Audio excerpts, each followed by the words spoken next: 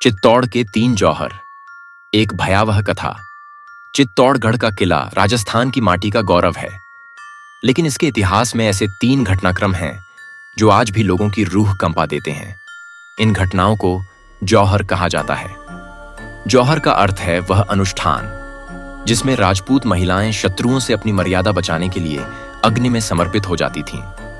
ये घटनाएं जितनी वीरता की मिसाल हैं, उतनी ही भयावह भी। इनकी यादें चित्तौड़ की हवाओं में आज भी बसती हैं।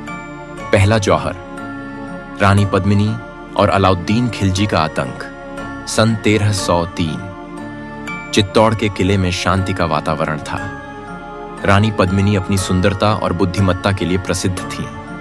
उनकी ख्याति दूर दूर तक फैली थी, लेकिन यह ख्याति एक अभिशाप बन गई जब दिल्ली के सुल्तान अलाउद्दीन खिलजी ने रानी की सुंदरता के बारे में सुना।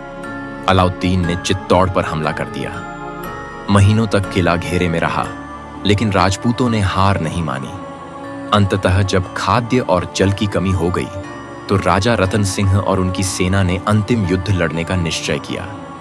इससे पहले कि राजपूत वीर युद्ध भूमि में उतरते, रानी पद्मिनी ने किले की सभी स्त्रियों के साथ जौहर का निर्णय लिया।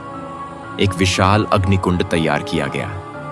रानी और सैकड़ों राजपूत महिलाएं अपने गहनों और कीमती वस्त्रों में सजी उस अग्निकुंड में कूद गईं। जब अलाउद्दीन किले में पहुंचा तो उसे सिर्फ राख मिली।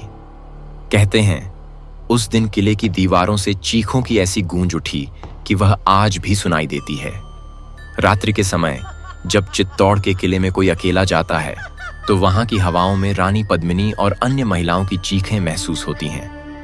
दूसरा जौहर, रानी कर्णावती और बहादुर शाह का आक्रमण। सन 1535 में गुजरात के सुल्तान बहादुर शाह ने चित्तौड़ पर हमला किया। चित्तौड़ की रानी कर्णावती ने बहादुर शाह के आक्रमण का सामना करने के लिए मेवाड़ के सभी राजाओं से मदद मांगी, लेकिन जब मदद नहीं मिली तो उन्होंने हार स्वीकार करने के बजाय जौहर का निर्णय लिया। इस बार भी चित्तौड़ की महिलाओं ने किले के भीतर अग्निकुंड में कूदकर अपनी आहुति दी। रानी कर्णावती ने अपनी मर्यादा और सम्मान की रक्षा के लिए अपने जीवन का बलिदान दिया। कहते हैं कि आज भी उस स्थान पर जहां यह जौहर हुआ था, अजीब सी ठंडक और खामोशी है। रात के समय वहां गुजरने वाले लोगों ने कई बार रोने और चीखने की आवाजें सुनी हैं। तीसरा जौहर, अकबर का आक्रमण और चित्तौड़ की वीरांगनाएं। सन 1568 मुगल सम्राट अकबर ने चित्तौड़ पर हमला किया। यह हमला पहले के आक्रमणों से भी अधिक क्रूर था। महीनों तक किला घेरे में रहा, लेकिन राजपूतों ने आत्मसमर्पण नहीं किया। अंततः जब किले की दीवारें टूटने लगीं, तो राजा उदय सिंह के सेनानायक जयमल और पत्ता ने अंतिम युद्ध की तैयारी की। इससे पहले किले की महिलाओं ने फिर से जौहर का निर्णय लिया। रानी और अन्य महिलाओं ने विशाल अग्निकुंड तैयार किया। वे अपने गहनों से सजीं और जयकारों के साथ आग में कूद गईं। कहते हैं उस दिन किले की आग 3 दिन और 3 रातों तक जलती रही। चित्तौड़ की भयावह रातें आज भी चित्तौड़ का किला वीरता और बलिदान की मिसाल है, लेकिन यह जगह डरावनी कहानियों का केंद्र भी है। किले में रात बिताने वाले कई लोगों ने यहाँ अदृश्य परछाइयों और महिलाओं की चीखों को महसूस किया है। एक पर्यटक दल जिसने रात को किले में ठहरने की कोशिश की, ने बताया कि उन्हें रात भर जलते हुए दीपकों की गंध और चीखने चिल्लाने की आवाजें सुनाई दी। उनके टेंट के बाहर कदमों की आहट भी सुनाई दी, लेकिन बाहर कोई नहीं था। निष्कर्ष, चित्तौड़ का किला न केवल वीरता का प्रतीक है, बल्कि बलिदान और दर्द की कहानियों का भी साक्षी है।